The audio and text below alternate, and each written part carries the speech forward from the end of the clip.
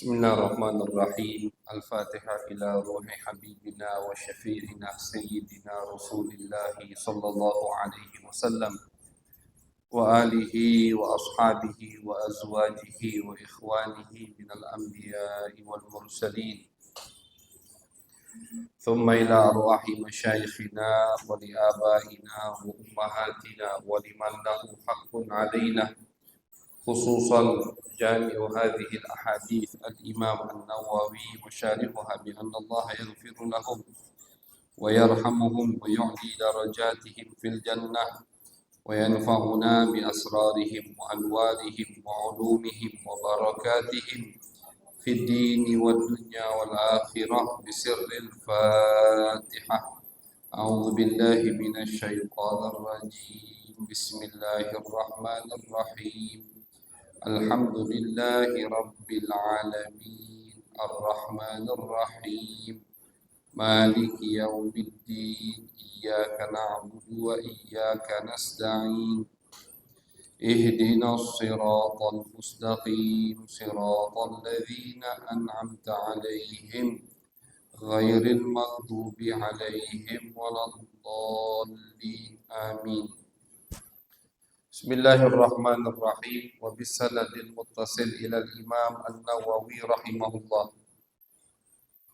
ونفعنا به وبعلومه وبعلوم شيخنا وبعلوم سائر الصالحين في الدارين آمين. إلى أن قال: باب ما يقول حال خروجه من بيته. روينا عن أم سلمة رضي الله عنها واسمها هند أن النبي صلى الله عليه وسلم كان إذا خرج من بيته قال: بسم الله توكلت على الله اللهم إني أعوذ بك أن أضل أو أضل أو أزل أو أزل أو أظلم أو أظلم أو أجهل أو يجهل علي. حديث صحيح رواه أبو داود والترمذي والنسائي وابن ماجه. قال الترمذي حديث حسن صحيح. Alhamdulillah, puji syukur kehadirat Allah Subhanahu wa taala. Salawat dan salam kita haturkan kepada baginda besar Nabi Agung Nabi Muhammad sallallahu alaihi wasallam. Masyarul hadirin jamaah yang dirahmati oleh Allah. Alhamdulillah, malam hari ini kita sambung kajian daripada pembacaan kitab Al-Adhkar, zikir-zikir yang dikumpulkan oleh Al-Imam An-Nawawi rahimahullahu ta'ala. Dan zikir-zikir tersebut bernisbat, nyambung langsung kepada baginda Nabi besar Muhammad sallallahu alaihi wasallam. Bab yang barusan kita baca hadisnya itu adalah bab yang akan menyebutkan zikir ketika kita keluar dari rumah. Babu ma yaqulu hala khurujihi min baitihi. Zikir yang disunnahkan, dianjurkan untuk kita baca ketika keluar dari rumah. Diriwayatkan, kata beliau, dari Ummu Salamah. Wasmuha Hindun. Ummu Salamah ini namanya Hindun. Jadi Ummu Salamah ini adalah istri Nabi, istri baginda Nabi besar Muhammad sallallahu alaihi wasallam. Terkenal atau lebih sering dipanggil dengan Ummu Salamah. Namanya Hindun. Kalau namanya Hindun. Ummu Salamah itu kunyahnya. Kunyah itu dipanggil atau diawali dengan kalimat ummun atau abun. Seperti Nabi besar Muhammad sallallahu alaihi wasallam. Nama beliau Muhammad. Kunyahnya Abul Qasim. Kalau di bahasa ke Indonesia, bapaknya Qasim atau ayahnya Qasim. Jadi tidak disebutkan namanya, tapi disebutkan nama anaknya. Nah, ini namanya kunyah. Tidak menyebutkan namanya, tapi yang disebutkan nama anaknya. Kan ayahnya Qasim. Qasim putra Nabi. Ummu Salamah, ibunya Salamah. Beliau punya anak namanya Salamah. Nama beliau bukan Ummu Salamah, namanya Hindun. Kunyah. Kunyah ini termasuk kalau di di dalam bahasa Arab untuk memuliakan seseorang. Jadi saking kita memuliakan orang tersebut, kita tidak menyebut namanya, tapi kita nyebut nama anaknya. Saking ingin memuliakan orang tersebut. Maka ya kunyah untuk memuliakan seseorang. Baik dengan anak, dengan bapaknya Hindun, bapaknya Qasim, atau dengan ibu kepada perempuan, ibunya Salamah. Seperti istri Nabi ini, Ummu Salamah. Cuman kadang ada beberapa nama yang lebih terkenal kunyahnya daripada namanya. Orang lebih banyak kenal Ummu Salamah daripada Hindun. Padahal Hindun namanya. Cuma lebih masyhur, lebih terkenal, lebih sering ditulis di kitab-kitab Ummu Salamah.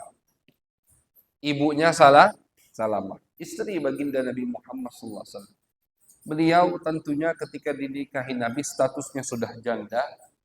Seperti yang kita ketahui, 11 istri Nabi, 10 janda.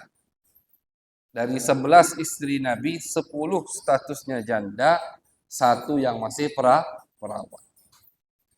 Janda ini ada yang sudah punya anak, ada yang belum punya anak. Di antara istri Nabi yang sudah punya anak ketika dinikahi sama Nabi, itu adalah Ummu Salamah. Ibunya Salamah. Jadi dia punya anak Salamah, bukan anak Nabi. Bukan anak Nabi. Karena seperti yang disebutkan di kitab sejarah, disepakati oleh ulama, Nabi hanya memiliki anak dari Siti Khadijah dan dari Mariyatul Qibtiyah. Dari Siti Khadijah ada 6, 4 perempuan, 2 laki-laki. Dari Maria Al-Qibtiyah ada 1, namanya Ibrahim. Maria ini bukan istri Nabi, budak perempuan, hamba sahaya perempuan Nabi Muhammad SAW. Nah, jadi kalau kita baca istri-istri Nabi, tidak ada namanya Mariatul Qibtiyah. Salah alamat. Cari di bab yang menyebutkan nama budak Nabi atau hamba sahaya Nabi Muhammad. Nah, di situ nanti ada Mariatul Qibtiyah. Jadi beliau statusnya budak Nabi. Memiliki anak dari Nabi Muhammad SAW yang bernama Ibrahim, namun meninggal juga di umur yang masih kecil sekali. Jadi Nabi tidak punya anak selain dari Khadijah, istri beliau, istri pertama Nabi, dan Mariatul Qibtiyah. Selain dari 2 perempuan ini tidak punya anak. Baik dari perawan, istri beliau perawan Siti Aisyah, atau dari istri lain yang statusnya janda, juga tidak memiliki anak dari baginda Nabi besar Muhammad SAW. Ummu Salamah, ibunya Salamah. Salamah ini siapa bapaknya? Ya suaminya sebelum Nabi Muhammad. Suaminya sebelum Nabi. Ummu Salamah ini termasuk perempuan yang pertama kali iman kepada baginda Nabi Muhammad. Bersama suaminya. Suaminya Abu Salamah. Suaminya terkenal dengan nama Abu Salamah. Bapaknya Salamah. Suami istri masuk Islam. Bahkan beliau termasuk perempuan yang pertama kali hijrah di jalan Allah. Dari Mekah kemana? Ke Ethiopia, ke Habasyah. Hijrah bersama suaminya di jalan Allah. Sampai Nabi ke Madinah, ikut sama Nabi ke kota Madinah Al-Munawwarah. Di peperangan Uhud tahun ketiga Hijriyah, Abu Salamah, suami Ummu Salamah, meninggal dunia. Nah, jadi meninggalnya di peperangan Uhud. Suami Ummu Salamah yang dipanggil dengan panggilan Abu Salamah. Dan Abu Salamah kata Nabi adalah orang yang pertama kali akan menerima amalan atau buku amalannya kelak di hari kiamat dengan tangan kanannya. Ya kan? Termasuk tanda orang yang selamat nanti di hari kiamat kalau nerima buku amalannya itu dengan tangan kanan. Yang nerima buku amalannya dengan tangan kiri, naudzubillah, berarti celaka. Ini tidak bisa disengaja ini. Ini udah otomatis. Kalau amalannya baik, tangan kanan yang gerak. Kalau amalannya jelek, tangan kiri yang gerak. Abu Salamah, kata Nabi, dia adalah pertama kali orang yang akan menerima buku amalannya dengan tangan kanan. Karena beliau termasuk orang atau sahabat yang pertama kali gugur di medan pertempuran bersama baginda Nabi besar Muhammad sallallahu alaihi wasallam, Abu Salamah. Sepupu Nabi, saudara susun baginda Nabi Muhammad sallallahu alaihi wasallam. Jadi hubungannya sangat erat sekali dengan Nabi Muhammad sallallahu alaihi wasallam. Meninggal Abu Salamah, selesai masa iddah istri beliau Ummu Salamah, kemudian dilamar dan dinikahi oleh baginda Nabi Muhammad sallallahu alaihi wasallam. Nah, sebelum nikah sama Nabi sudah punya anak dari suami yang pertama. Di antara anaknya namanya Salamah.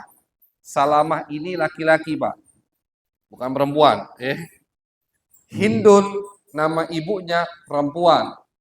Jadi ada beberapa nama dalam nama Arab itu yang nama tersebut bisa digunakan untuk laki-laki, bisa digunakan untuk perempuan.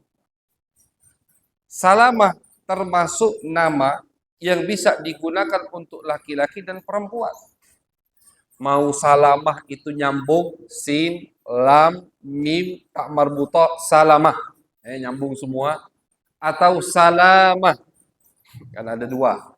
Bisa dua. Bisa Salamah. Sin, lam, ada alif, baru mim dan tak marbuta. Lamnya panjang, Salamah. Atau Salamah. Bisa dua-duanya.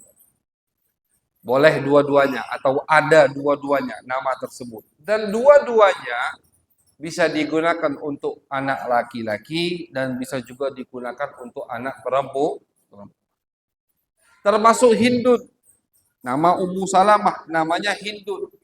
Hindun ini bisa digunakan untuk laki-laki, bisa digunakan untuk perempuan. Hindun istri Nabi, perempuan ya tentu istri Nabi. Ada lagi Hindun, nama sahabat Hindun, anak tiri Nabi, putra Siti Khadijah. Putra Siti Khadijah dari suami sebelum Nabi Muhammad sallallahu alaihi wasallam. Siti Khadijah itu sebelum menikah dengan Nabi punya 3 anak. Di antara 3 ini namanya ada Hindun, laki-laki. Masuk Islam, hijrah bersama Nabi Muhammad. Ikut perang bersama Nabi Muhammad, meninggal setelah Nabi Muhammad sallallahu alaihi wasallam. Dicatat di dalam kitab sejarah sama ulama. Bahkan Hindun anak tiri Nabi ini termasuk salah satu sahabat yang paling panjang meriwayatkan sifat-sifat baginda Nabi besar Muhammad sallallahu alaihi wasallam. Namanya Hindun, anak istri Nabi, Hindun perempuan. Nah, jadi termasuk nama yang bisa dipakai untuk laki-laki dan perempuan, Hindun. Tolhah juga begitu. Ada Tolhah laki-laki, ada Tolhah perempuan. Nah, jadi Ummu Salamah, istri baginda Nabi Muhammad sallallahu alaihi wasallam, namanya Hindun. Beliau meriwayatkan apa yang dibaca Nabi ketika keluar dari rumah. Ini termasuk tujuan Nabi menikah banyak. Termasuk tujuan Nabi menikah lebih dari 4. Dan ini Pak khusus untuk Nabi Muhammad SAW. Tidak boleh selain Nabi Muhammad menikahi perempuan sekaligus lebih dari 4. Tidak boleh. Lebih dari 4 berarti yang kelima tidak sah, tidak dinamakan nikah melainkan zina. Nauzubillah. Tidak boleh. Paling banyak 4. Mau nikah dengan perempuan yang lain, dari 4 ini ada yang harus dilepaskan dulu, diceraikan dulu. Bahkan ada teka-teki dari ulama yang mengatakan laki-laki terkadang kena masa iddah. Ada satu contoh, ada satu keadaan lanang kena masa iddah. Kan selama ini yang kita tahu yang ada iddah itu kan perempuan, cewek. Suami, istrinya, dia cerai sama istrinya detik ini, 1 menit ke depan dia menikah, bebas. Atau istrinya meninggal, jam sekarang, 1 jam berikutnya dia nikah, boleh. Tidak ada masa iddah untuk laki-laki. Untuk perempuan, ada masa iddah. Yang diceraikan 3 kali suci, 3 bulan kurang lebih. Yang ditinggal meninggal suaminya 4 bulan 10 hari.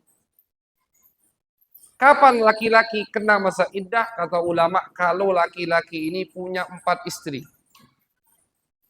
Ketika dia punya 4 istri, salah satu dari istrinya dia ceraikan, dia pengen kawin sama yang lain, dia ceraikan dulu salah satunya.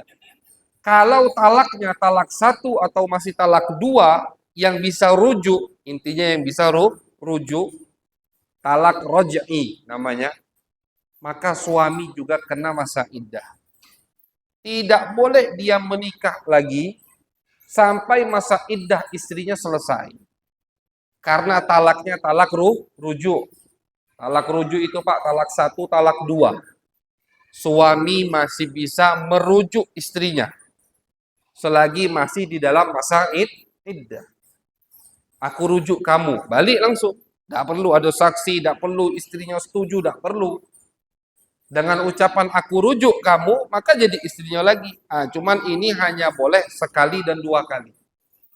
Talak 3 itu bukan talak rujuk lagi, tapi talak bain kubro. Artinya suami tidak bisa lagi merujuk istrinya. Statusnya betul-betul ini udah lepas dari dari naungan sebagai istri laki-laki tersebut. Jadi terkadang laki-laki kena masa iddah kalau punya 4 bini, dia ceraikan si kau, pengen kawin dengan yang lain. Kalau dia menceraikan istrinya tadi masih talak 1 atau talak 2, tidak boleh dia menikah dengan perempuan lain sampai yang dia ceraikan selesai masa iddah. Jadi tidak boleh lebih dari 4. Yang lebih dari 4 itu khusus untuk baginda Nabi Muhammad sallallahu alaihi wasallam. Untuk Nabi boleh. Allah berikan kebebasan untuk Nabi Muhammad. Tidak dibatasi sama Allah 11, tidak.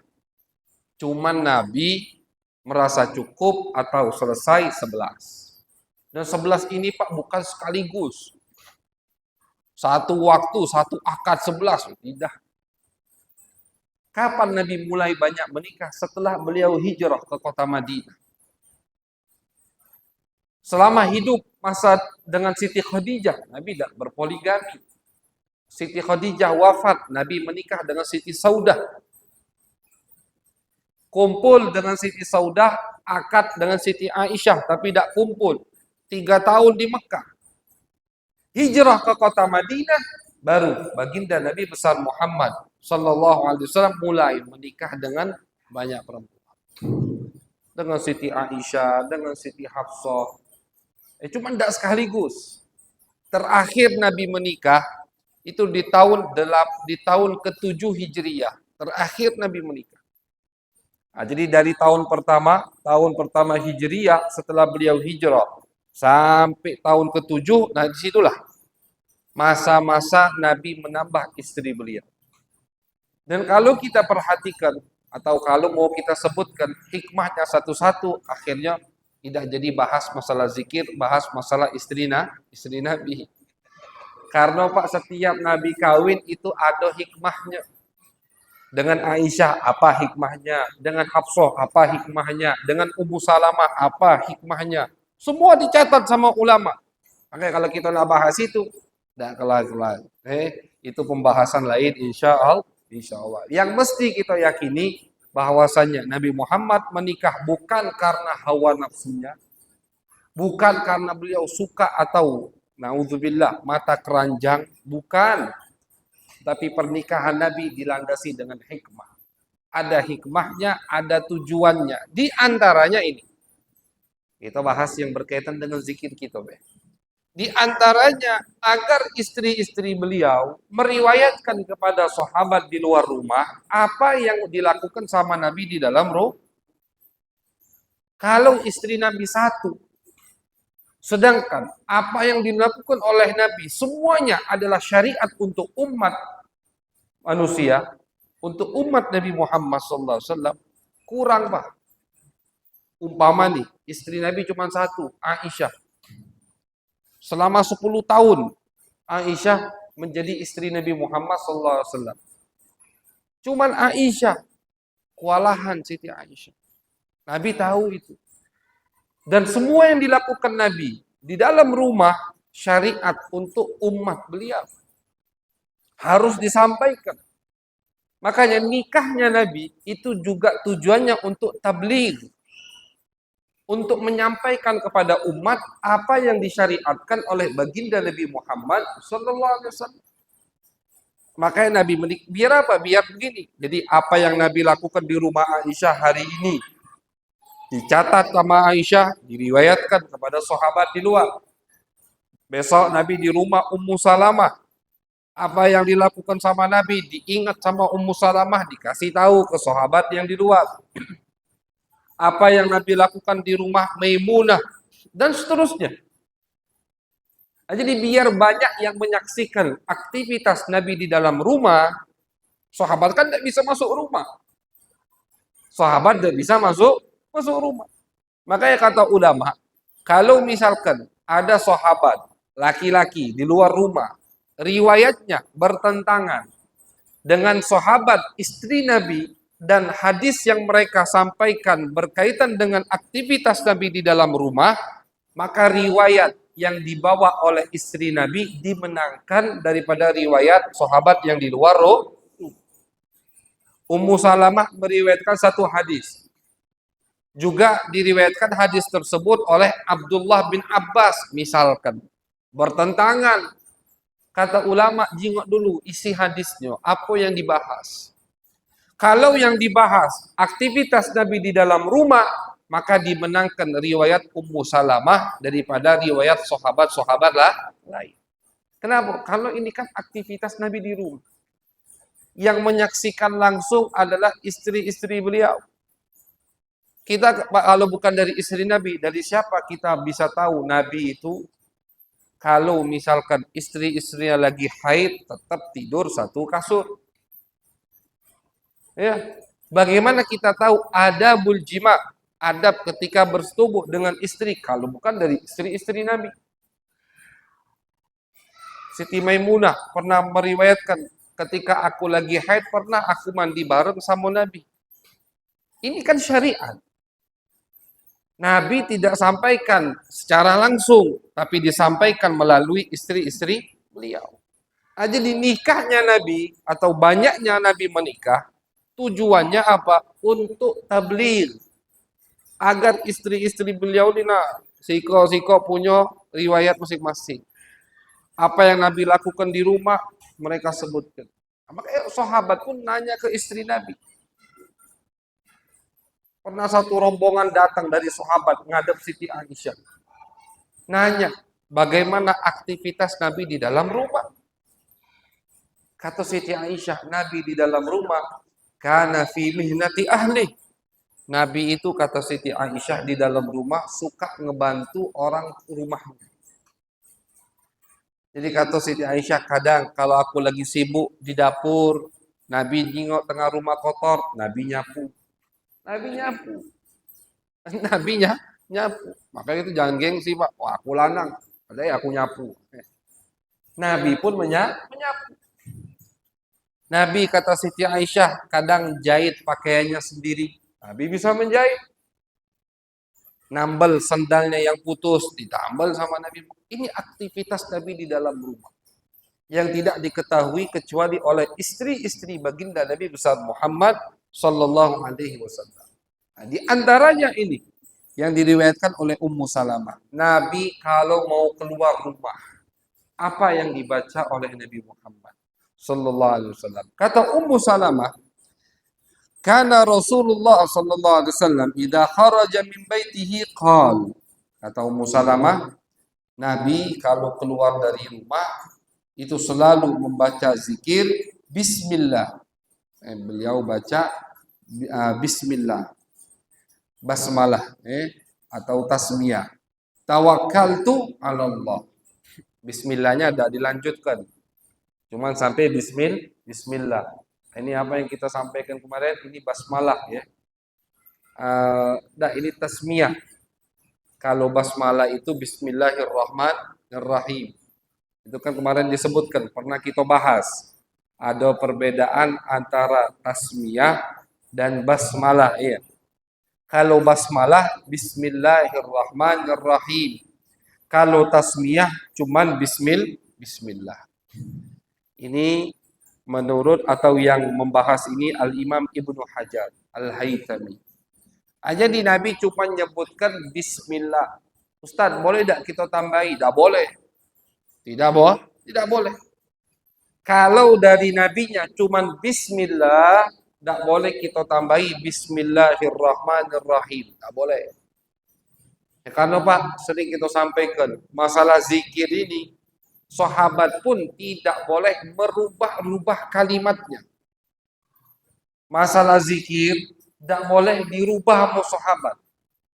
Tidak boleh dimaju mundurkan. Harus, mesti mereka riwayatkan apa yang dibaca oleh Nabi. Tidak boleh ditambah-tambahi. Tidak boleh dirubah maknanya. Padahal kalimat yang lain juga sama. Artinya sama. Pemahamannya sama. Bahkan mungkin lebih mencakup. Tidak boleh.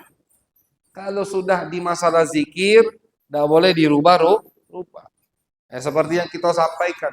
Nabi pernah ngajari sahabat doa mau tidur. Di dalam doa tersebut ada kalimat wa nabiyyikal ladzi arsalta.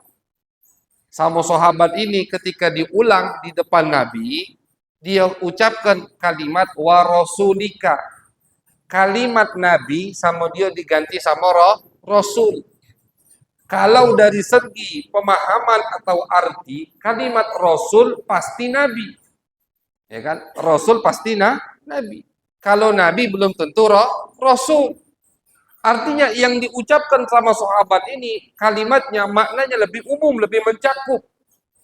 Tapi sama Nabi dilarang, ditegur. Tadi kata Nabi, aku tidak menyebutkan wa rasulika, tapi wa nabiyika. Padahal kalimatnya artinya lebih sempit. Kata Nabi, wa nabiyika, tidak boleh diganti.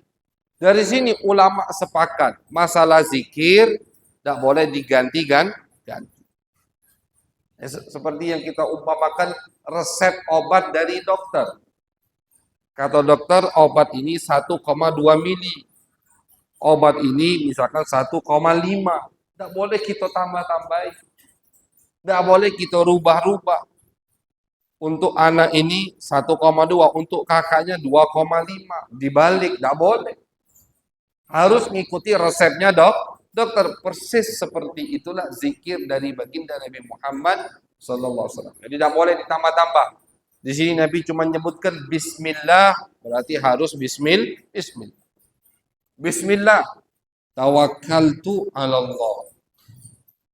Dengan menyebut nama Allah, kata Nabi, aku bertawakal kepada Allah. Jadi doa ini Pak, kalau kita baca sambil kita resapi, ini luar biasa. Jadi ada dua riwayat. Ada dua riwayat untuk doa keluar dari rumah. Dua-duanya diawali dengan Bismillah, tawakkaltu 'ala Allah. Jadi kalau misalkan kita belum hafal, udah paling pendek ini Bismillah tawakkaltu 'ala Allah. Jangan sampai dilupakan itu. Tiap keluar rumah baca Bismillah tawakkaltu 'ala Allah. Bismillah dengan mengucap nama Allah, aku keluar dari rumah, artinya minta perlindungan Allah, minta pertolongan Allah. Tawakkaltu 'ala Allah, dan aku bertawakal kepada Allah. Jadi sebelum nyari duit kita udah tawakal sama Allah. Insya Allah rezekinya diberikan oleh Allah dan keberkahan juga diberikan oleh Allah. Orang yang bertawakal kepada Allah pasti menerima apa yang diberikan oleh Allah.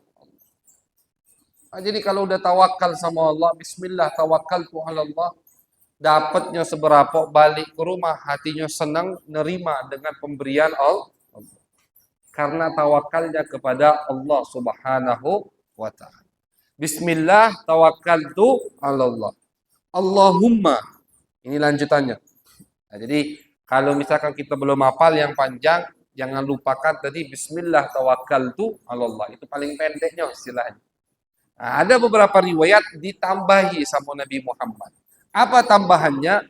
Allahumma inni a'udzubika an adilla au udalla. Ya Allah, aku berlindung kepadamu. Berlindung takut daripada aku menyesatkan orang lain atau aku disesatkan sama orang lain. Ini doa dari Nabi. Tidak mungkin Pak, Nabi menyesatkan cuman ini kan termasuk adab kerendahan hati baginda Nabi Muhammad. Merasa tidak memiliki apa-apa di hadapan Allah. Nabi tidak mungkin menyesatkan orang lain. Apa yang dilakukan Nabi, gerak-gerik Nabi, semua hidayat untuk umat manusia. Nah, cuman ini kan doa buat kita. Nah, jadi kita minta perlindungan dari Allah agar tidak menyesatkan orang lain dan tidak disesatkan sama orang lain. Allahumma inni a'udzubika an adilla au udalla au azilla au uzalla, sama artinya. Aku berlindung ya Allah agar aku tidak tersesat, tidak menyimpangkan orang lain dari jalan yang benar dan aku juga tidak menyimpang dari jalan yang benar. Au azlima au uzlama au ajhala au yujhala alayya. Aku juga berlindung kepadamu ya Allah agar aku tidak berbuat zalim dan aku juga tidak dizalimi. Ini doa dari Nabi Muhammad SAW. Doa ketika keluar dari rumah, minta tidak menyesatkan dan disesati, minta tidak menzalimi dan terzalimi. Doa dari Nabi Muhammad SAW. Riwayat berikutnya atau riwayat yang lain sama diawali dengan Bismillah tawakkaltu 'ala Allah. Nah, cuman ditambahi wala haula wala quwata illa billah. Ini doa-doa yang sudah kita hafal istilahnya, tinggal dirangkum. Bismillah tawakkaltu 'ala Allah wala haula wala quwata illa billah. Doa ini lebih simpel memang, lebih simpel. Ya, karena arti kandungan wala haula wala quwata illa billah termasuk artinya bertawakal kepada Allah, merasa tidak memiliki apa-apa di hadapan Allah. Ya Allah, aku keluar dengan menyebut namamu, bertawakal kepadamu, dan aku tidak memiliki kekuatan ya Allah untuk melakukan kewajiban, tidak memiliki kekuatan untuk jauh dari kemaksiatan, kecuali dengan kekuatanmu ya Allah. Ini doa kandungannya luar biasa. Menunjukkan kita betul-betul hambanya Allah. Bertawakal kepada Allah, selain akan menimbulkan rasa ketentraman jiwa, juga insya Allah termasuk cara atau sarana agar amal aktivitas kita lancar. Karena kita pasrahkan sama Allah. Bukan kita pede dengan kekuatan kita. Wah, ini pasti gawe ini bagus. Pasti gol. Pasti. Kita kan makhluk. Tak tahu apa yang akan terjadi. Makanya sama Allah diajari kita wala taqulanna li syai'in inni fa'ilun dzalika ghada illa ayyasha Allah. Kata Allah, jangan kamu tuh memastikan sesuatu. Ucapkan insya Allah. Pasrahkan sama Allah. Besok insya Allah kami hadir. Apa itu? Katakan kita tidak tahu apa yang akan terjadi. Makanya kata Allah, jangan kamu pastikan sesuatu. Karena ketika kamu memastikan sesuatu, kamu merasa mengetahui segalanya. Sedangkan yang maha tahu, Allah Subhanahu wa ta'ala. Jadi ini bentuk kita memasrahkan hal tersebut kepada Allah. Kalau kita pasrahkan urusan kita kepada Allah, maka insya Allah semua urusan kita akan dihandle sama Allah Subhanahu wa Ta'ala. Orang yang punya dekeng Allah, udah pasti nikmat hidup. Kalau dekengnya Allah, yang nyupot dia Allah, dia merasa selalu bersama Allah, itulah kekasih Allah. Ma'rifatullah. Apa arti ma'rifat? Banyak orang pengen ma'rifat. Pengen ma'rifat, tapi akhirnya malah sesat. Arti ma'rifat itu merasa selalu diawasi Allah. Arti ma'rifat selalu merasa bersama Allah. Itu arti ma'rifat. Ketika kita mau keluar dari rumah, pasrahkan urusan kita sama Allah. Kita punya gawe, pasrahkan sama Allah. Tugas kita cuma ikhtiar, berusaha. Allah nyuruh kita keluar dari rumah. Mau cari nafkah, keluar dari rumah. Pengen dapat duit tapi tidak begawe, ya tidak bakal dapat duit. Pengen dapat duit harus begawe. Tapi ketika kita keluar dari rumah untuk kerja, jangan yang kita andalkan gawean kita. Jangan lupa kita, yang memberi kita rezeki adalah Allah, bukan kerjaan kita. Bukan majikan atau bos, atasan kita. Yang memberi kita rezeki adalah Allah. Kita cuma disuruh untuk keluar ikhtiar. Selesai ikhtiar, tawakalkan semua kepada Allah Subhanahu wa Ta'ala. Jadi luar biasa doa keluar dari rumah dari baginda Nabi besar Muhammad sallallahu alaihi wasallam. Kemudian kata Nabi, ketika kalian sudah membaca doa keluar dari rumah, bismillah, tawakkaltu 'ala Allah wala haula wala quwata illa billah, kata Nabi Muhammad, kufita wa wuqita wa hudita wa tanahha anhu syaitan. Kata Nabi Muhammad, kufita, kamu akan dicukupi sama Allah. Rezeki duniamu, rezeki akhiratmu akan dicukupi sama Allah. Ini Nabi yang menjamin. Jaminan dari Nabi Muhammad sallallahu alaihi wasallam. Ketika kita baca doa keluar dari rumah, bismillah, tawakkaltu 'ala Allah wala haula wala quwata illa billah. Kata Nabi, ketika kamu keluar baca doa ini, kufita, maka kamu akan udah dicukupi sama Allah, rezeki duniamu dan rezeki akhirat. Bagaimana modelnya? Itu urusan Allah. Mungkin dicukupi dengan nominal atau dengan rezeki yang tampak di mata kita, berkecukupan. Mungkin juga dicukupi sama Allah, diberikan kita hati yang qanaah, hati yang merasa cukup atas pemberian Allah. Ini yang mahal, Pak. Kaya itu bukan kaya megang duit banyak, tapi kaya itu yang duit tidak seberapa, atau duitnya banyak, atau tidak punya duit, tapi hatinya ngerasa cukup. Tidak stres. Tidak diperbudak sama dunia. Inilah orang-orang yang kaya. Itu maksud Nabi Muhammad SAW. Wa wuqita, kata Nabi, maka kamu akan dilindungi sama Allah. Dicukupi sama Allah dan dilindungi sama Allah. Dilindungi dari musibah. Dilindungi dari setan. Dilindungi dari hawa nafsu, dari kemaksiatan. Kita tidak tahu di luar apa yang dilihat oleh mata kita. Godaan apa yang datang di tempat gawe kita. Apalagi sekarang paling susah jaga mata, kan begitu. Nengok kanan, berpaling ke kiri sama be. Yang dijengok juga masih maksiat. Ke depan sama be. Perempuan buka aurat, menjemkan mata, tidak bisa nengok. Itu kan di zamannya. Maka yang butuh kita lakukan, minta perlindungan kepada Allah. Kalau usaha kita, upaya kita sulit, kita berusaha untuk tidak maksiat sulit, minta sama Allah, Allah permudah semua itu. Allah jauhkan misalkan yang buka-buka aurat. Allah gampangkan mata kita untuk berpaling dari maksiat. Dengan apa? Dengan baca doa keluar rumah. Kufita wa wuqit.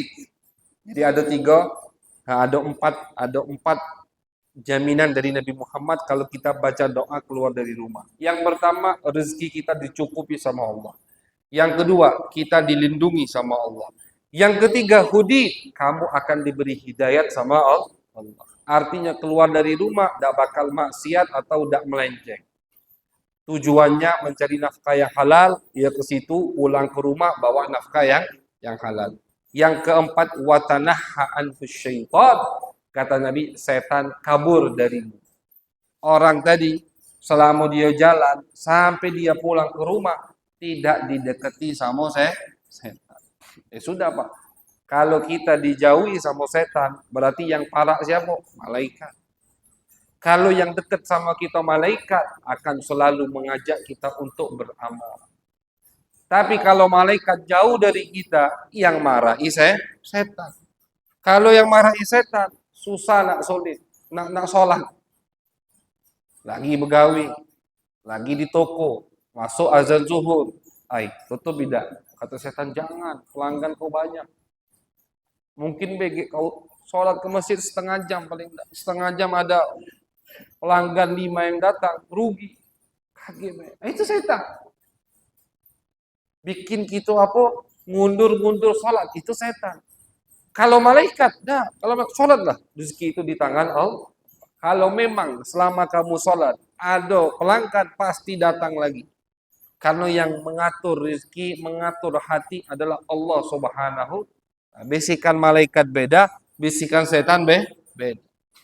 Kalau kita baca doa keluar dari rumah, bisikan setan hilang, kata Nabi Muhammad. Tanahha syaitan, setan kabur darinya. Kenapa kabur? Karena orang ini dilindungi sama Allah, malaikat selalu bersamanya. Ini kita dapat Pak, cuman dengan zikir yang simpel tadi. Bismillah, tawakkaltu 'ala Allah, wala haula wala quwata illa billah. Dia kata azimnya, wala haula wala quwata illa billah, sampai situ. Bismillah, tawakkaltu 'ala Allah, wala haula wala quwata illa billah. Kata Nabi Muhammad, kufita, rezekimu akan dicukupi sama Allah. Wukita, kamu akan dilindungi sama Allah dari musibah. Hudita, kamu akan mendapatkan hidayat dari Allah. Watanahha anhu syaitan, dan kamu akan dijauhi sama setan. Baca doa keluar dari rumah. Mudah-mudahan kita bisa mengamalkannya. Istiqomah, rutin, terus-menerus kita bisa mengamalkan zikir-zikir yang disunnahkan, yang dianjurkan oleh baginda Nabi besar Muhammad sallallahu alaihi wasallam. Jadi gampang sekali, tapi pahala yang kita terima, balasan yang kita terima dari zikir tersebut luar biasa. Simple kan? Cuman sebegitu, tidak sampai 30 detik mungkin kita baca zikir tersebut, tapi yang kita dapatkan dari Allah, dari Nabi Muhammad luar biasa. Lupa kita baca ketika keluar dari rumah, ingat sudah di mobil, udah di motor, baca udah apa-apa. Jadi jangan, udah lewat Ustaz, pas keluar rumah tadi lupa, tidak dibaca, tidak apa-apa. Kita udah di tengah jalan, sudah di mobil, sudah di motor misalkan, sudah di kendaraan, sudah jalan jauh, misalkan jalan kaki, baca. Kapan ingat langsung dibaca. Dengan niat ingin mengamalkan sunnah Nabi, insya Allah tetap dicatat pahala sama Allah Subhanahu wa ta'ala. Dan sunnah Nabi seperti yang kita sampaikan, termasuk tips agar kita bisa istiqomah mengamalkan sunnah Nabi, jangan ditinggalkan ketika kita lupa. Artinya kita lupa. Ingat di tengah jalan, sudah KGB. Nah, itu tidak bakal ingat-ingat akhirnya. Tidak bakal ingat. Nah, jadi ketika kita ingat di tengah jalan, doa keluar rumah, baca. Tidak apa-apa. Insya Allah sekali, 2 kali lupa, seterusnya tidak akan lupa. Selalu ingat zikir kepada Allah Subhanahu wa ta'ala. Akan lebih bagus lagi, kadang-kadang ada orang itu yang dipasang, ya kayak ini, Masya Allah. Di pintu masjid kita ada dipasang doa keluar dari masjid. Daripada stiker-stiker tidak jelas kita tempel di pintu rumah, gambar-gambar yang tidak jelas, kan begitu. Mendingan kita tempel gambar atau stiker doa keluar dari rumah. Jadi pas nak metu ingat baca. Bagian luar kita pasang doa stiker masuk rumah. Insya Allah kita kaji di pertemuan mendatang. Doa masuk rumah.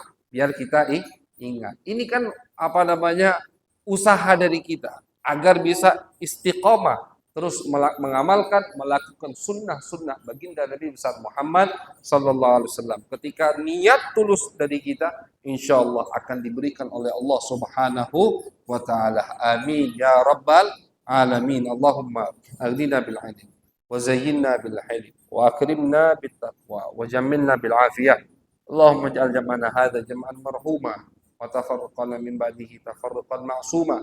ولا تجعل فينا ولا معنا ولا إلينا شقيا ولا محروما ربنا تقبل منا إنك أنت السميع العليم تب علينا إنك أنت التواب الرحيم صلى الله على سيدنا محمد وعلى آله وصحبه وبارك وسلم والحمد لله رب العالمين والسلام عليكم ورحمة الله وبركاته.